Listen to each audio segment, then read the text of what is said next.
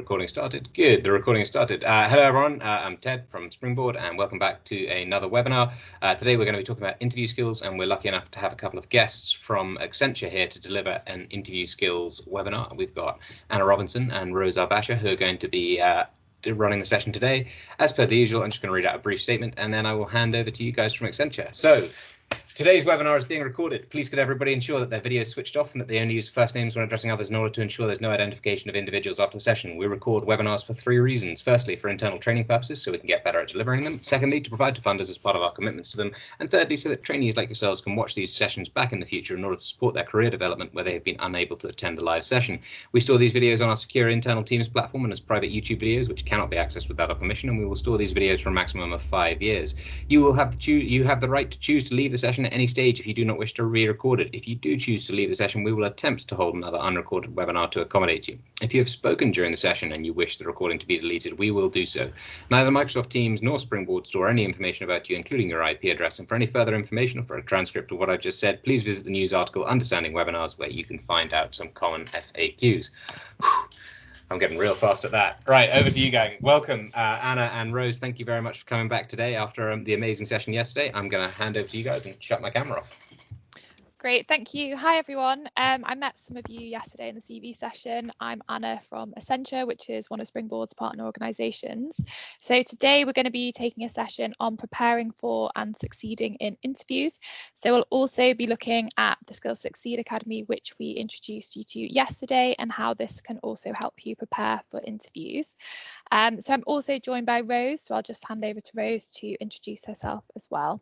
Brilliant, thank you, Anna. So hi everyone, I'm Rose and I work on the Skills to Succeed Academy. So today I'll be leading the session on how best to prepare and succeed for an interview. So to make sure that you really increase your chances of landing that job.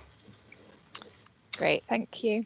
So in today's session, we're going to go through why employers carry out interviews, the different types of interviews that you might have and considerations for these, preparing for an interview, looking at a few modules in the Academy, our online learning programme, and how this can help you prepare for an interview.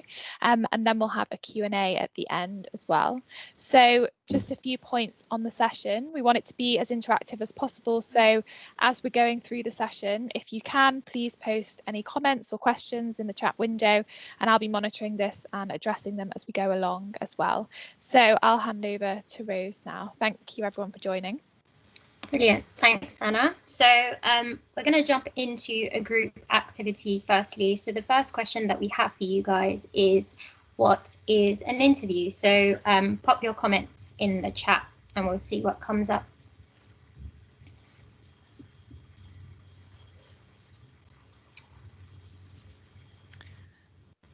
Yeah, so any thoughts that you have on what an interview is or what you've experienced in an interview before, pop in the chat. Great, thank you. So we've got a few things coming through, Rose. Scary, a face-to-face assessment or evaluation, a one-to-one chat, a better way to know the candidates, an opportunity to meet potential candidates face-to-face, a one-to-one evaluation. Yeah, so these are all great suggestions. Rose, do you want to give your input on that as well? Yeah, sure. So yeah, you guys had it. It's a formal meeting in which one or more interviewer questions and kind of assesses the interviewee's abilities and their skill set and the experiences that they have for the role. So it's an opportunity for you guys, the interviewees, to discuss your qualifications and experience to best sell yourself for that job.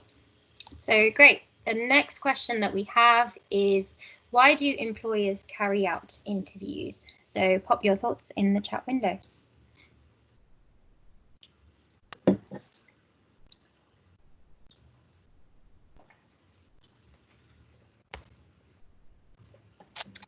What do you think might be some of the main reasons that people would carry out an interview? So we've got a few things coming through. To learn more before they hire someone, definitely, to get a better understanding of someone's character, to find the best fit candidates, hire the best candidate based on their skills and knowledge, to find the candidate best suited to the role, to give themselves a chance to find the best candidate from those applying, to assess suitability of the candidate, just communication skills, can't always tell just from the resume. Yeah, that's definitely true. You can't really tell someone's character or how they're going to fit into a team, or their communication skills from the resume. You can just tell their experience from the CV. So yeah, those are all great suggestions. Thanks a lot. Rose, over to you. So yeah, it's to see whether you meet the basic requirements for that job according to the job specifications. So do you have the relevant skills and experience? And lastly, and most importantly, is to see whether you actually fit within the team and the organization as well. So the last question we have is, what are the types of things that you think about when you're preparing for an interview? So in other words, how do you prepare for an interview, and what kind of activities do you carry out before your interview day? So pop your thoughts in.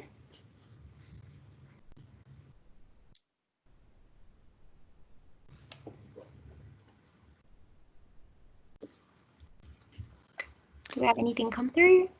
Not just yet. So pop in anything that you're kind of thinking about in terms of preparing both the interview, but maybe kind of small preparations in terms of preparing yourself on the day as well. So we've got some few great things coming through here now. So company information to take to the interview, definitely. Research on the company, really, really important to make sure that you understand what they're looking for, but also so that you can sell yourself as being really interested and committed to the company. Appearance, look up possible questions they may ask, definitely. Consider attitude and body language, speaking skills, research the company, and try and stay calm. Yeah, that's really important. Researching the company's values and their competitors, depending on the situation, how to say and what to dress like, etc. Yeah, that's a really important point. And it's really good to look into what kind of type of interview you'll have and the type of company to address that as well. Potential talking points, where the interview is, and transport to the interview. Yeah, definitely. Often we can forget those logistic points that are really important to getting there and giving a really good first impression. Refining your cover letter and CV, and listening to music before the interview. That's a great suggestion, Chloe, in terms of, yeah, keeping cool and calm before your interview. Anything else to add to that, Rose? Yeah, absolutely. So all those things that you guys have already mentioned, we're going to go more in depth about those preparation points later on in the webinar as well. So fab, thanks everyone. So yeah, just to recap, what is an interview? It's essentially a conversation between the employer and the interviewee, but it's a conversation with purpose. So they want to see whether they should hire you, and you want to see whether you actually like that organization and whether you see yourself fit in that organization as well. So why are they carried out? This is to get to know you and understand how you might work together within the team, and just to get a sense of your personality and interests as well. So now we've covered what the interview is, let's move on to look at the different types of interviews that you might have. So before you go to your interview, try and find out in advance what type of interview and format it will be in. So this will really help with your preparation. So I'm going to chat through a few different types of interviews. Some of these are less common in hospitality, but I'll briefly discuss through them for your awareness. So one of them is an assessment day. This might be a day or a few hours where you participate in multiple activities, such as a group activity and an individual interview. Another type of interview is the competency-based interview, which looks to test your skills against a list of required skills. So the interviewer will have a list of questions, each focusing on a specific skill, and your answers will be compared against a set of criteria. So example questions for this type of interview might be, tell me about a time when you have demonstrated customer service. And later on in the session, we'll discuss a useful technique that you can use to really help you answer those competency-based questions. Most interviews would be led by one person typically, but you may have a situation where you have a panel interview, and this is where you will have more than one interviewer interviewing you. Moving on to the different formats of interviews. So obviously at the moment, it's likely that your interviews will be over the phone or on video, such as Zoom, Skype, Microsoft Teams, which we're using today. And it's important to remember all the technical points when taking a telephone or video call. So one thing to bear in mind is download the platform, so whether that's Zoom or Skype, in advance, and test it out a couple of days before with a family member or a friend before the actual interview date, to make sure that you're all set and ready to go. And on the day of the interview, enter the call as well and wait in the lobby, I'd say a good 10 minutes before, and just wait for the interviewer to arrive. And obviously other technical preparations to consider is things like make sure your microphone and your cameras are working and that you're in a quiet environment so you're able to hear them and they're able to hear you. And after COVID, it's likely that we'll return to more face-to-face and impromptu interviews. So some of you may be aware, but the impromptu interview is like a on-the-spot interview. So for example, if you approach a hospitality organization and hand in your CV directly, so that's known as the speculative approach, the hiring manager may arrange to have a quick chat with you right there and then. So it's worth thinking ahead and remembering to kind of dress smart and have a run through of those potential interview questions that you could get asked in the off chance that you do have an impromptu interview. So I'm just going to pause there for any questions, see if there's any questions so far. We don't have anything in the chat yet, but yeah, pop them in if you do as we go along, and we can ask them at different points. I'll crack on. So we have another group activity for you guys. So what platforms or technologies do you think are used to conduct different types of interviews? So, you know, things like telephone interviews and video interviews, what platforms do interviewers typically use? So pop your thoughts in the window. Great, so we've had Teams on there. Yep, so you can definitely, potential would be to have your interview on Teams, Skype, Zoom. We're having lots of Zoom coming through. Yep, that's definitely often used. Brilliant. Yeah, after COVID, we'll be shaking hands to be introduced. Yep, that's true. Google Hangouts, great. Yeah, Lovely. all really great suggestions. Yeah, and I think most of you seem to be quite familiar with Zoom. Personally, I'm very familiar with Teams, the platform that we're using. But yeah, there are multiple platforms that they can use. So well done, guys. Great. Sorry, just one interjection. That was actually, I think, a question from Sandra. After COVID, will shaking hands be introduced? Yeah, I think no one knows at this point if we're still in a period of social distancing. It's unlikely that we would be reintroducing shaking hands in the work environment. Definitely, yeah. I think it might be a bit frowned upon. So for common practice, yeah, steer away from that. Cool. So we've got another group activity, actually. So with the technical preparation top tips that we've just discussed, let's see if we can apply this in practice. So over to you guys again. We have a scenario where Emma is standing on a busy, crowded bus where there's a lot of noise and she has received a call from an unknown number. And it turns out to be a recruiter calling about a potential position that Emma has applied for. And obviously he's carrying out a telephone interview. So she initially suggests calling him back at 4:30, but the recruiter needs to get a list of candidates by 4. So from the 3 options on the screen, what do you think is the best option for Emma to reply with? Should she respond with A, "Oh, that's a shame. I don't think we can speak while I'm on the bus, but thank you for thinking of me, Martin, and please consider me for future roles"? Or is it B, okay, Martin, I could get off the next stop and call you back in about 5 minutes. Would that be okay? Or C, okay, Martin, let's struggle on. A lot of people are getting off at the next stop, so it ought to be a bit quieter.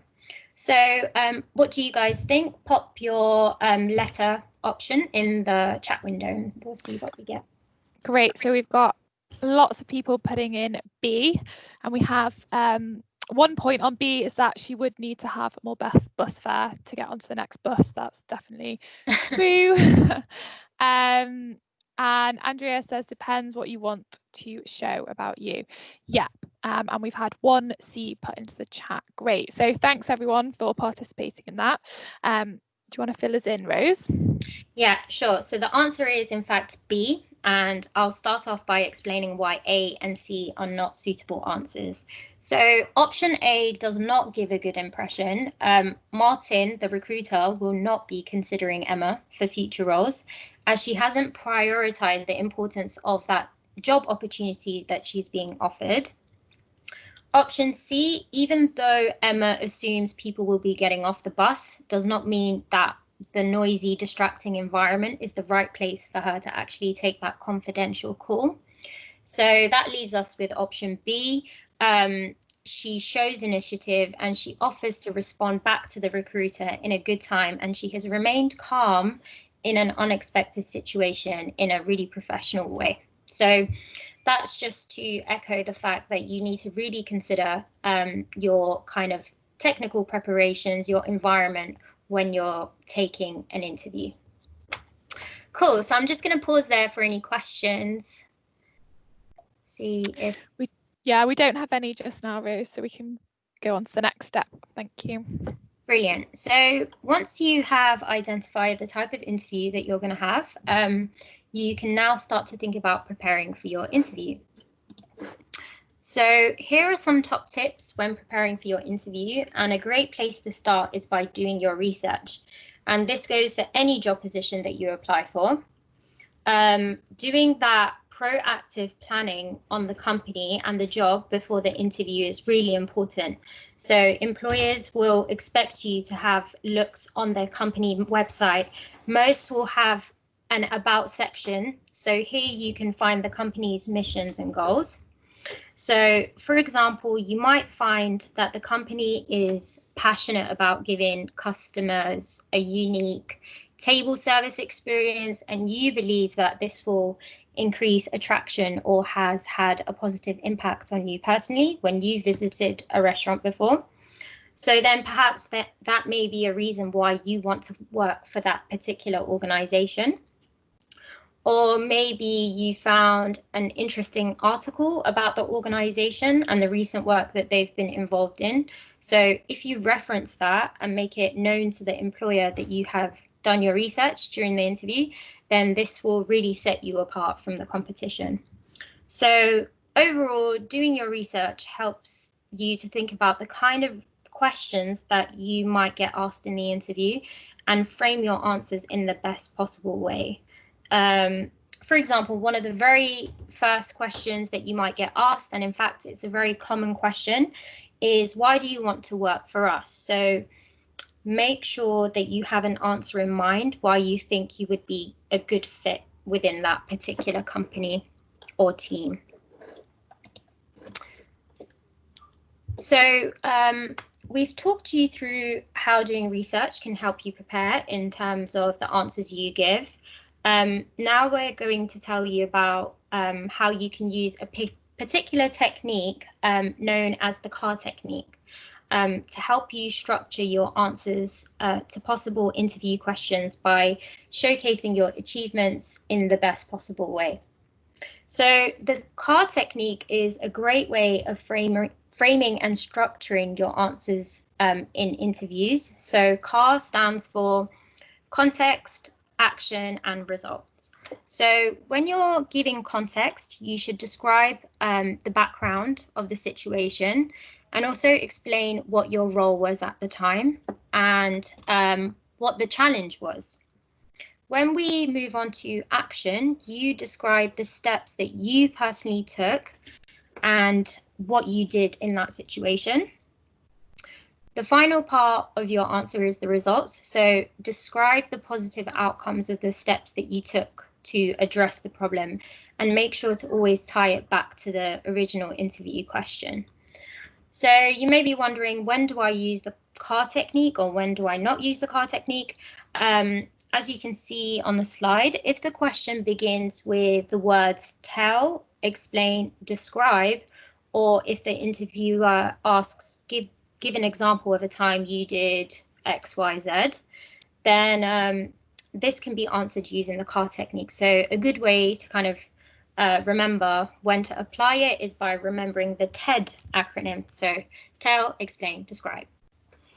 And the CAR technique is great for those competency types of questions. It can also help you structure your answers to go above and beyond in the answers for all types of interview questions as well. So, for example, if you are asked to give a summary of your recent experiences, you may want to elaborate on your work experience and also explain the result or the positive outcomes from that experience. So, for example, how it helped you build on your customer service skills, or, you developed your budget management skills in the meantime whilst doing that particular experience, or that experience that you had.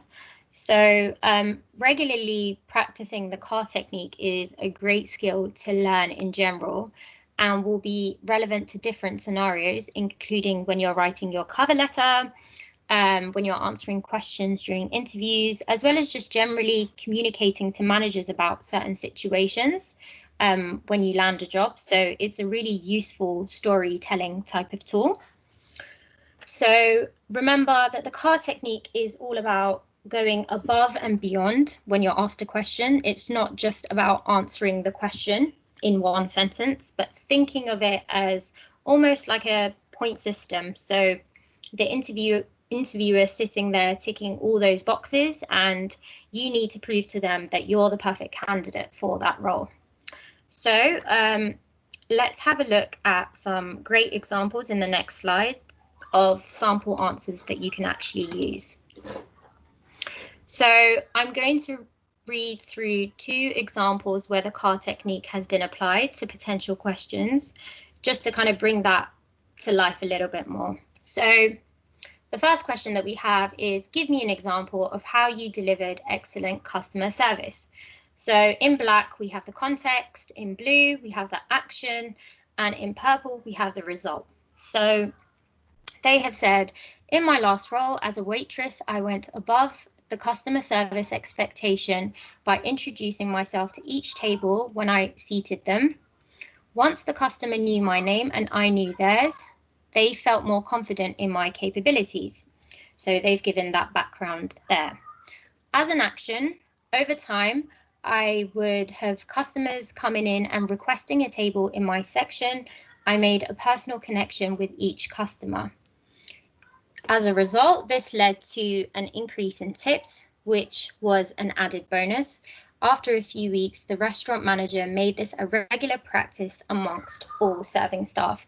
So this is an example of when the CAR technique has been applied in a really good way.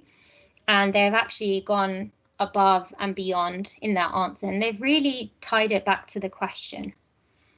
The next example that we have is someone that's going for a retail position. So there may be a chance that they could get asked this question. So describe a time when you have displayed a passion for fashion. So context, I have a passion for fashion. I studied art at college and completed my second year project on my favorite designer. Action. The project was to create a clothing range in the style of your chosen designer, which helped to apply my knowledge into practice. And as a result, I made 7 unique designs and received an A grade for this particular project. So once again, CAR technique has been applied really well. And those were just a few examples of how you can really, make your answers stand out. So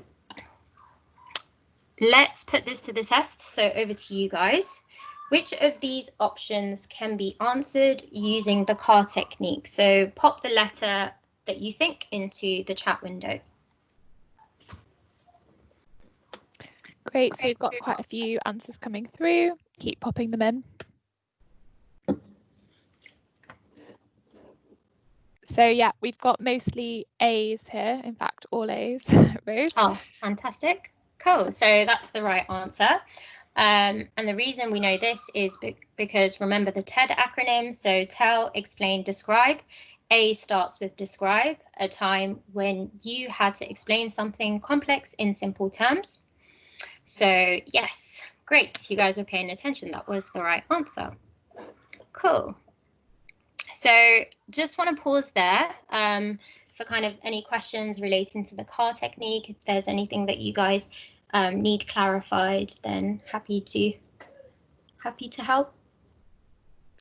Yeah, we don't have any questions so far, but if you can think about anything in terms of doing your research on the company, so for example, any points that you're wondering whether you should or shouldn't research about the company or the job, pop those in, or anything to do with the CAR technique. So maybe a bit more clarification on how you would structure an answer, do let us know.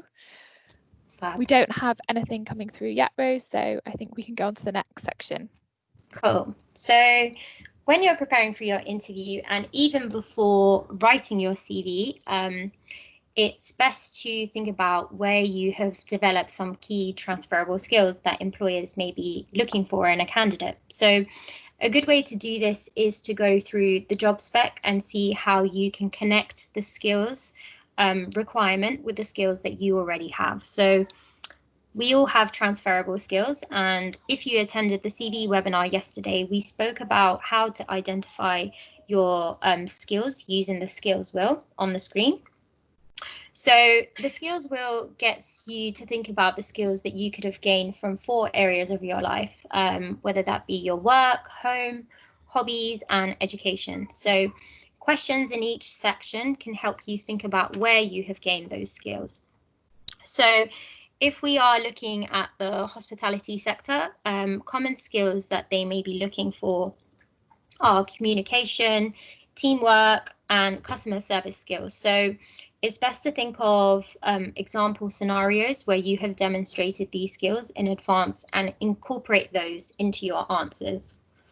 When preparing for an interview, it's also a good idea to practice with a family member or a friend with some example questions. So go through your answers and get some feedback from them. And this could you could also do this for a face-to-face or a video. You can practice with a family or friend. And in terms of an opening question, one common question is, tell me about yourself. So we get that quite a bit. So try to prepare an answer and remember to keep it professional, of course, but inject some passion or personal interests into your answer as well. And talk a little bit about your current role, if you have one, or speak about your past experiences from any areas of your life, if it's relevant to the job and the company that you're applying for. So that's, yeah, tell me about yourself is a common question. And another one that that they tend to ask is, why do you want to be a waitress, bartender, or chef, and what you can bring to the role? So make sure to tailor your answer to the role and company and make it clear why you're interested. So the skills that you have and what you bring to the table that aligns to that particular company. So we've covered how to think about your transferable skills and then using the CAR technique to help you prep for questions. So let's move on to look at the more challenging questions. So we've just had a few questions come in, Rose. So the first is, how much time should you spend doing research? So this is a great question, and I think varies depending on the job and the company that you're applying for, but at a minimum, probably a couple of hours. So you would want to be doing some research into the company, what it specializes in, and anything to do with kind of the department or function that you're working in. So you could do this through kind of the standard means of maybe just researching on their website. If perhaps it's a customer facing business, so maybe a restaurant or a cafe or something like that, you could also maybe look up some reviews online, and that will probably help you to see kind of what they specialize in or what they do good at, which would be really great to kind of show them that you've gone the extra mile in terms of your research. And you could always, if it's local, go in and visit and kind of understand the environment and be familiar with it before you go in. And then you'd also want to be researching in terms of the skills that they're looking for and the job role, and perhaps what team is it part of, how many people would you be working with, if that information is available. Obviously, it very much depends on the company and on the role, but yeah, you definitely want to, particularly if you're really passionate about it or you really want the job, do as much research as you can, but also always thinking about how your skills and your experience can apply to that. Did you have anything to add to that, Rose? Yeah, I think it entirely depends. So try your best to really, dig deep in terms of your research, just to like Anna said, go above and beyond and make it really clear to the employer that you are interested in their company and you know specific information about them. So yeah. Yeah, so we've got another question come in as well, Rose. So what if you are going into the hospitality industry but have worked in another industry? Yeah, so this is a great question as well. What you need to think about here is the skills that they are looking for in hospitality. So they are going to be looking for common things across different jobs, would be a high level of customer service, good communication skills, good teamwork skills, flexibility, ability to multitask. So all of these things, have a think about what industry you've come from and how you've demonstrated those skills and developed them, and how you can apply that to a role in hospitality, because they will be, what they want to see is that you've got those skills from somewhere else and you can apply that. So being from another industry is not a negative, as long as you really are able to explain how you've got those skills elsewhere. Absolutely. It's about explaining how those skills transfer across. So your transferable skills, essentially, and the skills wheel can really help you think about all those skills that are required from the job. And yeah, it doesn't matter if you've come from a different industry, different department. Yeah, they're very applicable. Yeah, exactly. Or even you've had, say, a break, but you've, done a lot of multitasking. That's a great skill that you would have developed in another part of your life that's also transferable. So yeah, having a think about the skills they're looking for and how you've developed them is a great place to start for that. Yeah. Yeah, so we don't have any more questions at the moment, Rose, so I think we can go on to the next bit. Thank you. Fab. So I'll crack on to the more challenging questions. So during the interview, there'll be questions that you, of course, anticipated and prepared for beforehand, but there may be times where they throw in some questions that may be more difficult that you didn't expect. So this will require you to think on the spot, and it's really important to remain calm in this situation. So if you aren't sure what the question was, you can always ask the employer to repeat it. And really take a moment to think about any examples or what you are going to say, rather than just blurting out an answer. So let's go through some of the more challenging questions and some tips on how best to answer them. So one of them could be, why did you leave your last job? And the reason why employers ask this is because they are concerned about people that are job hopping on a regular basis.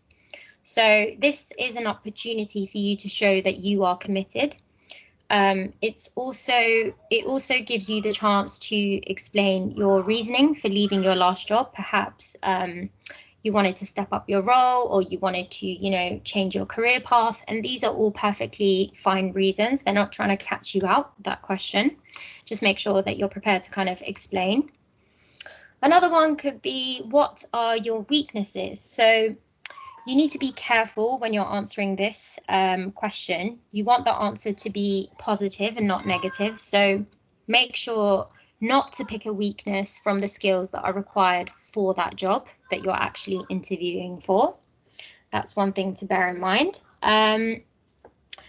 The third question, can you explain gaps in your employment? So ensure that you're prepared to explain these gaps, but don't feel like your reasons are not valid. So remember the skills wheel again. You can pull out experiences from different aspects of your life to explain those skills that you developed during the time that you had a gap. So for example, in your home life, if you were looking after children or managing finances at home, these demonstrate multiple skills that you can explain.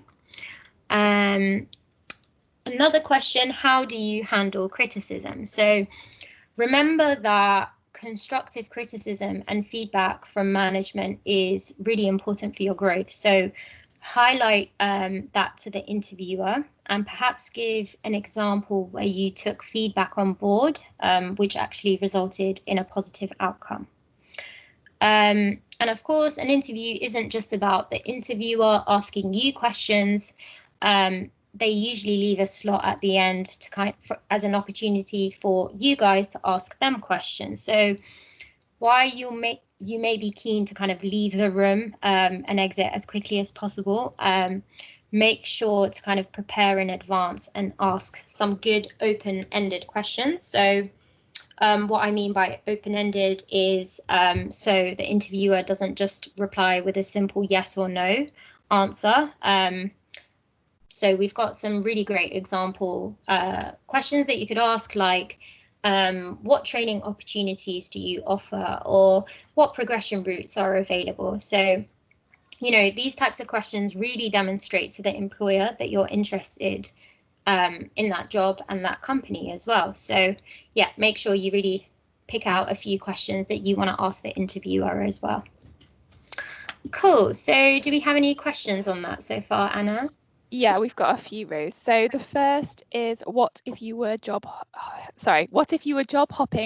What should be my answer? So yeah, that's a good question. So I guess it depends on kind of why you were job hopping or what you're doing. So if, for example, you could reframe this so that you were kind of you wanted to get a number of different experiences in a number of different companies, and this is kind of the reason that you went from a few jobs over a kind of a shorter period of time, but really empathize to the employer that, you know, you've really learned from these different experiences, but demonstrate your willingness to commit to that role. And I think that is a perfectly valid reason. You know, you can learn a lot from going to different companies in different roles. So just trying to reframe that and reassure the company of your commitment to them. Absolutely. Did you anything to add to that, Rose? No, I'm totally with you on that one. Yeah, thank you. Cool. Fab. So the next one we have is, what should you say if you lost your job? Yeah, so this is quite a difficult question, but you can, it depends on how much you want to give away, and I guess if your reference is going to be from that place of employment. But you can also kind of reframe that to say, for example, as Rose said, kind of demonstrate that you wanted something else from that job. So for example, that you wanted to step up your role, or they didn't offer kind of training and progression that you were looking for. That would also be a valid reason. If, for example, the company was making redundancies, that as well is, you know, a perfectly valid thing to say. The next question we have is, what if gaps are due to medical reasons? Would you need to elaborate in any way on this? I think it's sufficient to say that it was for medical reasons, and it is unlikely that the employer would push for more on that. Absolutely, yeah. Just because it to me, it would be quite unethical. So yeah, I think that's a perfectly valid reason. Yep. Okay, so another question is, what should you say if you relocated from a different country? You can just say that you have moved from a different country, and I assume that you would have experience on your CV, perhaps from your previous country, and the experiences that you had there will be valid to what you're looking for or what you're applying for in this country. So as long as you kind of demonstrate that, that as well is really valuable, and having kind of cultural awareness of working in different countries is also a really big benefit. Yeah, absolutely. Great. Another question. So can you tell the truth if you feel a sort of empathy with the interviewer? So I guess you maybe expand on what you mean by the truth. I think it, depending on what exactly you're talking about, I would advise telling the truth in the interview, but you should always reframe it so it's a positive rather than framing something as a negative to the employer. But perhaps, Andrea, if you want more on that, you can elaborate on what you're talking about. Yeah, so those are all the questions that we've got in the chat at the moment, Rose. So we can go on to the next one, and as before, pop anything in and we can discuss them in the next bit. Cool. So now we've covered preparing for an interview and doing your research. We've looked at structuring your answers using the CAR technique and anticipating those more difficult questions that the interviewer could throw at you. We'll move on to how to create a great first impression. So this starts from the moment that you step into the room, or even start an online video call or telephone call. So tip number 1, they say that an employer makes up their mind about a prospective employee within 3 to 10 seconds. So you can imagine, obviously, that's not a long time. So it's really important to dress the part, because that impacts your first impression on the employer. And as a rule of thumb, make sure to dress smartly or smart casual. So try to avoid wearing jeans or trainers. Make yourself well groomed, so keep your hair tidy. And ladies, makeup should be simple, and it's not advised to wear, overpowering perfume, as this could be quite distracting for the interviewer. It could even be a smell that they don't really like, so that doesn't create a good first impression. And one thing to emphasize is that it's inevitable that people feel really nervous before an interview. So if you are a smoker and you're attending a face-to-face interview, make sure not to smoke before the interview. It doesn't really create the best first impression. So try and find other strategies to keep yourself calm. I know someone said earlier in the call that they listen to music and, find other ways to keep themselves calm. And I feel personally that keeps me distracted as well. So that's a method that I personally use. Punctuality. So this is really key. There's no such thing as arriving on time. Make sure to arrive at least 15 to 20 minutes prior to your interview, just to make sure that you settle down, you're referred to the right person, or you're seated in the right area. And make sure to plan your journey. So if you're taking public transport, take the earlier train compared to the one that you usually get, just to be on the safe side. And if you're taking a video interview call, make sure that you're sat in the lobby beforehand and wait for the interviewer to arrive. And in terms of body language, make sure you smile throughout the interview. This shows that you are confident and relaxed to the interviewer. And think about the way that you're seated as well. So keep your posture upright, try not to slouch. Once again, this shows to the interviewer that you are well engaged. And at all times, ask yourself, do I come across confident and professional through my body language? So we're going to bring this to life a little bit more in a couple of example scenarios. So we are now going to show you some screenshots taken from some of the modules within the Skills to Succeed Academy, which is an online learning site where you can access many modules to help you prepare and really ace your interview, which I'll talk about later as well. So following on from how we present ourselves, You can see this in action from one of the modules called SAM and Futuro Systems. So the Academy has some useful simulation modules where you can actually sit on the shoulders of a character and select the most appropriate option for that particular scenario. So this is where you can practice and anticipate the types of scenarios that may come up on your big day. We have the ability to prepare and really kind of learn in a safe environment beforehand. So in the simulation, Sam is going for his first interview. He's just walked through the door and is about to introduce himself to the receptionist. So he has 3 options here. Number 1, he can just say, I'm here for an interview at 1 p.m. My name is Sam Smith. Number 2, he can provide a little bit more detail and specify who he's having an interview with. Or number 3, he can give a little bit too much information and expand on why he thinks he's the right person for that role. So in this case, the correct option would be number 2. He explained who he is and why he's there and who he is meeting as well in a really professional way. So remember, the interview starts the moment that you walk through the doors. It's important to bear in mind that the way that you kind of interact with other members of staff as well. So, for example, how you speak to the receptionist can affect the outcome of your interview, as they can always, inform the manager, and you could fail the interview before you've even got to the conversation stage. So it's really important to consider those other people that you're speaking to as well.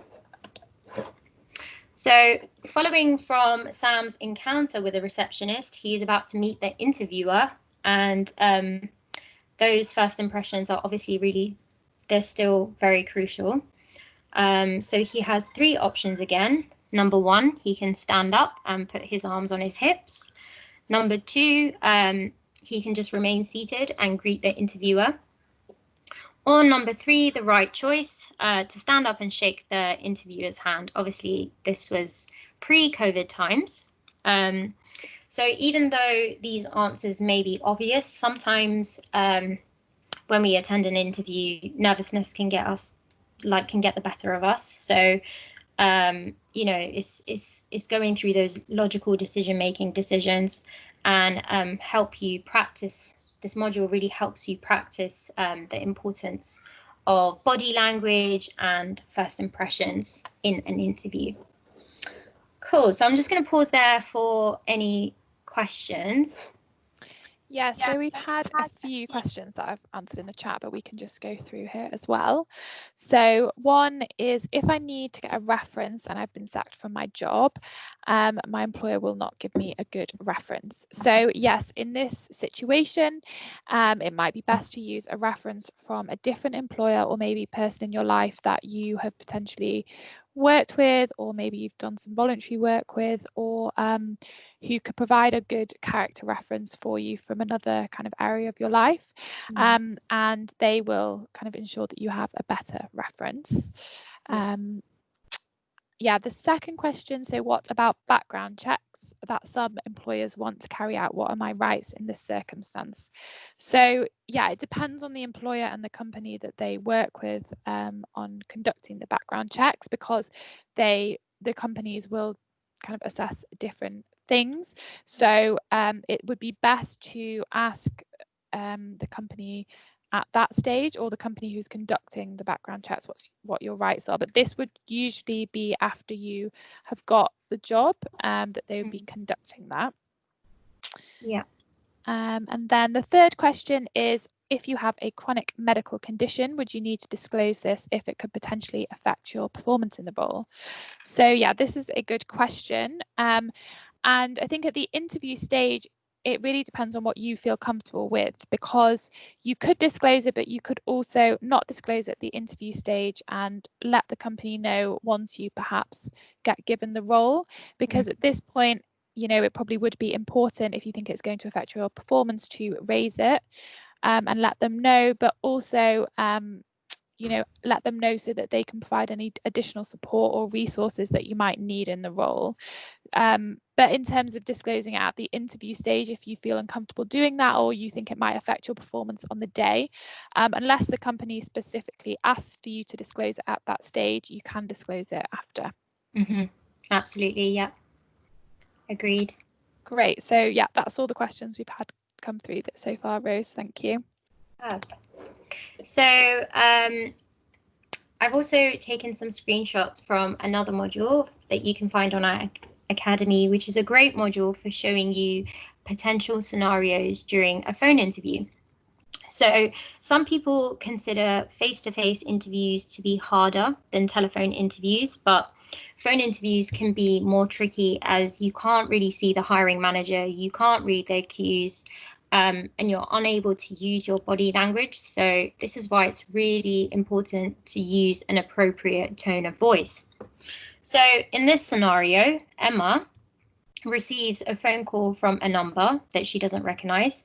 As you can see on the left-hand side, she responds by saying yeah, which is obviously an informal way of starting a conversation. But when she was given a chance to kind of redeem herself, she once again responds informally and rudely, which isn't appropriate. With the image on the right-hand side, after the recruiter has introduced himself, Emma sounds, so if you sit the module itself, Emma sounds very disinterested. So she responds with, "What can I do for you?" in a very monotone kind of voice. And immediately she faces the consequences. So the recruiter says, sorry, Emma, sounds like I've caught you at a bad time. I'll try again another time. Goodbye. So these are examples of bad practices to emphasize that the recruiter will make their decision quite quickly, even with a basic interaction like that, and how your tone of voice can impact your first impressions too. So hopefully you're feeling more confident with ways to approach different types of interviews with the tips that we've kind of provided so far.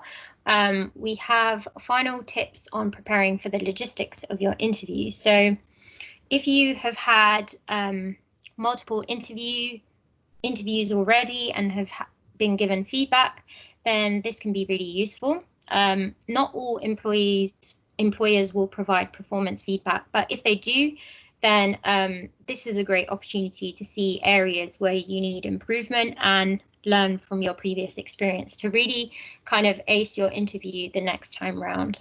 So on the right, we have an example interview feedback sheet the interviewer has for themselves, and use this sheet whilst assessing the person's performance on the day. So for example, the person came across arrogant. There was no evidence of research of the job role. So this is why any feedback is useful. And if you haven't been given feedback, then there is no harm in asking for some after the interview as well. So on the day, well, usually details of the interview will be communicated via email. If you've applied for a role online. So read the details carefully, including the date, the time, the location, and make sure to save the email, the confirmation email for your reference. And if you've been told over the phone or in person about the details of your interview, make sure you keep that written down and kept in a safe place as well. And another top tip is it's good practice to bring a copy of your CV just in case they ask for it. And if they don't provide notepads at the interview, then you can always bring a notebook and a pen just in case to take any notes that may be relevant during the interview. So I'll just pause there for some questions. Do we have anything come through, Anna? No, we've not got anything at the moment, but we're going to move on to looking at the Skills Succeed Academy now. So while we're doing that, if you have any questions on what we've covered, pop them in the chat and we can address those in a minute. Fab. So we've spoken you through some top tips in terms of preparing for your interview. Now we're going to show you some modules in the Skills to Succeed Academy that can help you prepare further for your interview and help you succeed at your interviews. So just to recap, the Skills to Succeed Academy is a free learning program, and there are 3 courses in the academy that you can see on the slide that really help you through the process of choosing a career, getting a job, and succeeding in the workplace. And the interview-related modules that we have actually spoken about today can all be found under the Getting a Job course. And as a reminder, we mentioned this yesterday, but the Academy also has an extra tool called the pre-assessment form, which is a questionnaire about your current situation where you can tick the boxes. And depending on that, the Academy will give you a list of recommended modules, whether those are, interview related modules, but it can also recommend modules from a range of other topics too. So we have a module cheat sheet here and placed all the relevant interview skills modules for you that you can find in the Academy to help you prepare for an interview. So before the interview process, I would advise that you start with the Identify Your Skills module. And as mentioned earlier, this is key for writing your CV and using examples where you have demonstrated those transferable skills within your answers during the interview itself. The tips that we provided on first impression, body language, and the logistics to consider for your interview can all be found in the Prepare for Your Interview module. So the second module you can see on the screen here. And to make yourself really stand out during the interview, going through the Test Drive the Car Technique module will help you frame your experiences and skills in the best possible way to, so it really teaches how to go above and beyond that immediate question. We have a module for that. And you can take modules to understand the best way to respond with different types of interviews, including a telephone call from a recruiter, and that can be found in the Call Out of the Blue module. And you can see how to behave in a face-to-face interview as well within the SAM and Future Systems module. So how can we get started? The next steps we have in the next couple of slides is how to register and log in to the Academy to get access to those really essential modules that we just spoke about. So in terms of registering, you need to log into s2sacademy.com, Skills to Succeed Academy. You need to register using your learner access code, and depending on your division, we have put those in the table below, and Ted will also share those across to you guys. And once you have registered, you can log into the Academy and check the modules out. So what I can do quickly is demo where you can find the recommended interview modules that we spoke about, but they're also highlighted on the screen here for your reference as well. And we've also got a screenshot of what the pre-assessment tool looks like. So let me just jump into a demo. So this is the s2sacademy.com website. If I go to login, because I'm already registered, you can find the courses in the courses tab here. And like I said, you can access all the relevant interview modules in the Getting a Job course, so the second one here.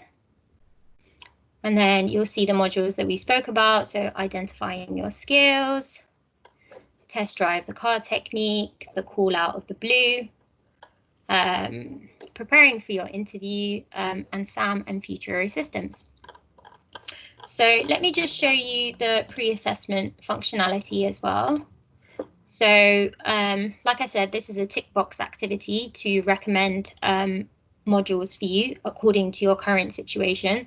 So say if you are looking for a job and you want to brush up on your interview technique, and you want to learn more about face-to-face telephone interviews and transferable skills, then this will generate a list of modules for you to sit as well. So let me just log out. So we have also extracted an example of an activity from the CAR Technique module activity pack, which can be found in the Academy as well. And activity pack is essentially an exercise that you can do after you have sat that particular module. So it's kind of like homework to really put your knowledge into practice.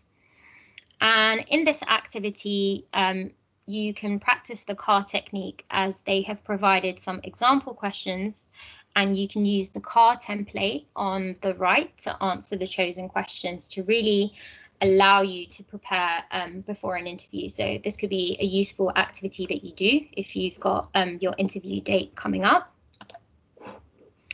And following on from this, this activity pack also contains a checklist for you to consider to really improve your answers during interviews. And this is called the super CAR technique. So we've already spoken about the CAR technique earlier on, but here are some of the things that you can do to really make your answers stand out even more. And those things include, using recent experience examples, making sure you really answer and relay it back to the original question, saying I instead of we, which demonstrates leadership. So in the example below, this candidate has been asked to describe a time where they have demonstrated leadership, and they've responded with, when I went to college, I felt a bit lost, so I created a mentoring club so final year students could help us first years. I got 15 of them to sign up and it was so successful. I got funding to grow it further. By the time I left, there were 50 final year students mentoring 150 first years, and it's still going on strong today. So as you can see in this example, the person has said I a lot, which obviously demonstrates leadership, and they've actually put numbers to their result as well, which is super great. So this is optional. This is an additional activity that you can sit after you've sat the actual module in itself, but that might be useful to you guys as well. So that kind of closes the webinar for today. We've covered everything we wanted to, so hopefully you've enjoyed today's session. We just wanted to close with a Q&A. So if you guys have any questions in terms of any of the content that we've covered today, then we've got time to kind of cover any outstanding questions that you guys have. And yeah, Ted, if you want to add any comments as well, whilst those questions are coming in, then yeah, happy to do that. Absolutely brilliant, gang. I really enjoyed that session. Thank you so much. I kind of got involved in the chat and started asking my own questions as well, as I often am want to do. Sorry. Great, thank you. Brilliant questions flowing in from everyone across the room as well. I saw some really great ones in there, today, and some trickier to handle ones as well. Nice, all good in the hood. Absolutely brilliant. I will leave quietly for the Q&A for anyone who's got any further questions for you, gang. I think we've got one from Diana. What about tomorrow? Which we can't answer. Then tomorrow we have Sharon presenting a webinar on timekeeping and how that helps us to get focused and stay on track with our working lives and our personal lives, but also about timekeeping relating to work in a little bit. And that will be at 2 o'clock as well. And then on Thursday, we have a guest speaker coming in also at 2 o'clock from Diageo to talk about Kettle One vodka. Can I just step it? It's 4 tomorrow. Sorry, Ted. Say again, boss. It's 4 o'clock tomorrow. It is 4 o'clock tomorrow. You're right. Sorry. Yes, tomorrow's webinar on Thursday is at 4 o'clock, and it does say that in the article. Sorry, it used to be 22222, but now it's 2242. Yeah. Yeah, so we've got another question. So I've worked in the airline industry, and because I have to declare my 5-year history, my employer who fired me will be on my 5-year history. How can I not include my manager who fired me when he is on my 5-year history? Yes, that's a good question. You could, if you have another line manager or somebody else that you worked with, include them instead from that company, or alternatively, if you have a reason or you can explain the situation and why you were fired, if you explain that to the potential employer, that should be sufficient as well. Yeah, so preferably if you can get a reference from someone else, if you can, then that would be good to include. Sounds like a very, very tricky situation. Sandra, perhaps we'll take this offline and I will get your program manager to give you a shout. Are you in Tony's group or Sharon's group?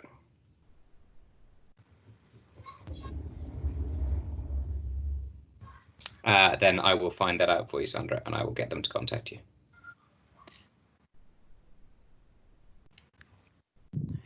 Great, thanks for your questions.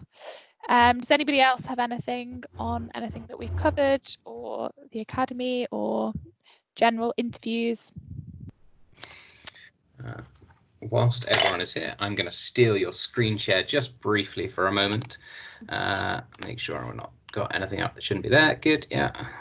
So, gang, if you are looking to get onto the Skills to Succeed Academy, the very quick way to do it is once you've logged into your own Flow platform and you land on your dashboard, where you usually see just a top line of what you've got going on.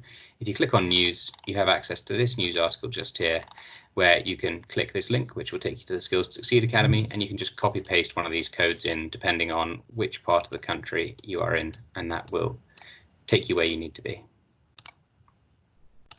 Great, thanks a lot, Ted. I don't think we've got any more questions coming through, but thanks everyone so much for joining. We hope that you've got some top tips and things to think about there, and things that you can take away going forward in terms of preparing for your interviews and kind of being ready on the day. Thanks a lot. Yeah, thanks everyone. Hope you enjoyed the session, and yeah, hope you took away some points that you can apply to when you're, going for your big day. And Rose, thank you so much. That was an absolutely brilliant session. And for those listening in the future, I'm going to end the recording just there.